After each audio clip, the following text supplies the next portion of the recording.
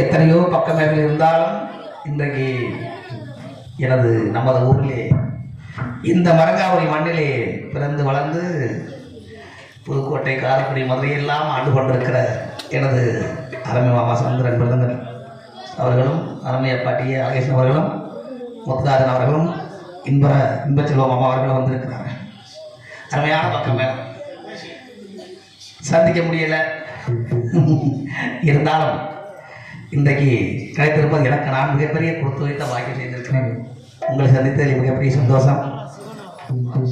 இந்த வாய்ப்பளித்த இன்பராஜ் மாமா அவர்களுக்கு, இன்பராஜ் சித்தப்பா அவர்களுக்கு எனது மனமார்ந்த வாழ்க்கை செய்து கொண்டு பெருமோட பிறர்களே, பெரும் மதிப்புக்கு மரியாதைக்குரிய தாய்மார்களே, வருங்கால வாலிபர்களே, எதிர்கால இளைஞர்களே, நாடகத்தை காண வந்திருக்கிற ரசிகர் மக்களே, அந்த தமிழகத்திலே தரணியிலே சரஸ்வதி தாய் தாமரத்தில் உள்ள மாணவ செல்வங்களே, வெள்ளர்களை முரட்டால் விரட்டியெடுத்த வீர பெருமைகளே, மாற்றால் போர்க்களத்துக்காக தனது வாழ்ந்து வராமல் போருக்கு அனுப்பிய வீர தாய்மார்களே, போரிலே புறப்பட்டு ஓடாமல் நெஞ்சை நிமித்து நீண்ட நேரம் போரிட்டு இந்திய விடுதலைக்காக பாடுபட்ட விடுதலை போர் தியாகிகளே மற்றும் என் உயிரிலும் மேலான சகோதர சகோதரிகளுக்கும் தாய் குலங்களுக்கும் இளைஞர் நப்பமனதார்கள் அவர்களுக்கும் மக்களை காவலன் சொல்லக்கூடிய காவல்துறை அதிகாரி அவர்களுக்கும் இன்றைக்கு இந்த மண்டகப்படி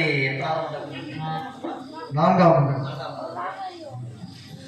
மண்டகப்படியை முன்னிட்டு இந்த மகமாய் என்ற நாடகத்தை அமைத்துக் கொண்டிருக்கும் நாடக அமைப்பாளராகிய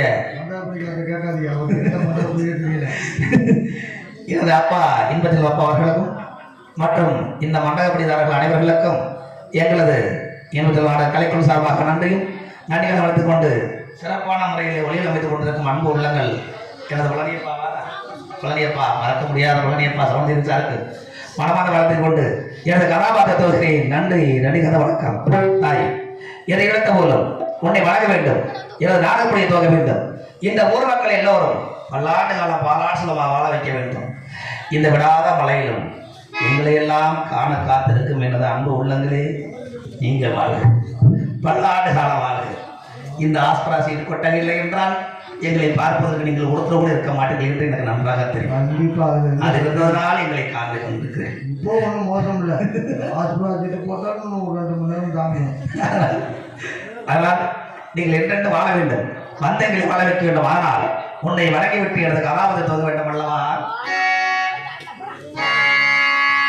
ஏதோ என் தெய்வம் முன்னாலே